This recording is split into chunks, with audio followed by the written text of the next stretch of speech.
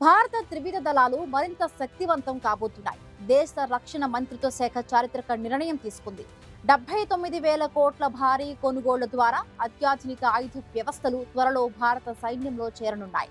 ఈ కొనుగోళ్ల వెనుక ప్రధాన ఉద్దేశం శత్రువుల కదలికలను రియల్ టైంలో పసిగట్టి తిరుగులేని ప్రతీకారం తీర్చుకునే సామర్థ్యాన్ని సాధించడం. భారత సైన్యం ఇప్పుడు అత్యంత ఖచ్చితత్వంతో కూడిన ఆయుధాన్ని అందుకోబోతోంది. అదే Nag missile system tracked MK2.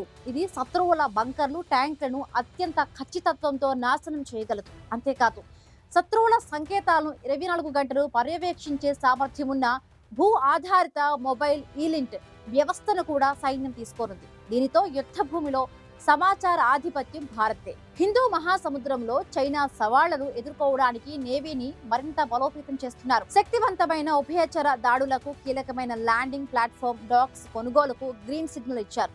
ముఖ్యంగా DRDO అభివృద్ధి చేసిన స్వదేశీ advanced light weight torpedo naval science and technological laboratory అభివృద్ధి చేసింది.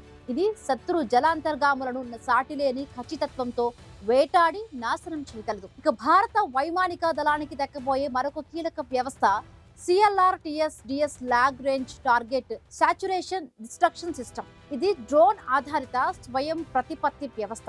ఆటోమేటిక్ టేకాఫ్, నావిగేషన్ తో పాటు ఖచ్చితమైన దాడులు చేయగలిగే సామర్థ్యం దీని సొంతం. ఇది శత్రు భూభాగంలోకి చొచ్చుకు వెళ్లి నిఘా వేయడం, పిన్ పాయింట్ దాడులు చేయడంలో కీలకం కానుంది. స్వదేశీ రంగానికి పెద్దపీట వేస్తూ తీసుకున్న ఈ 79,000 కోట్ల నిర్ణయం భారత రక్షణ సామర్థ్యాన్ని ఎక్కడికో తీసుకువెడుతుందని రక్షణ నిపుణులు చెబుతున్నారు.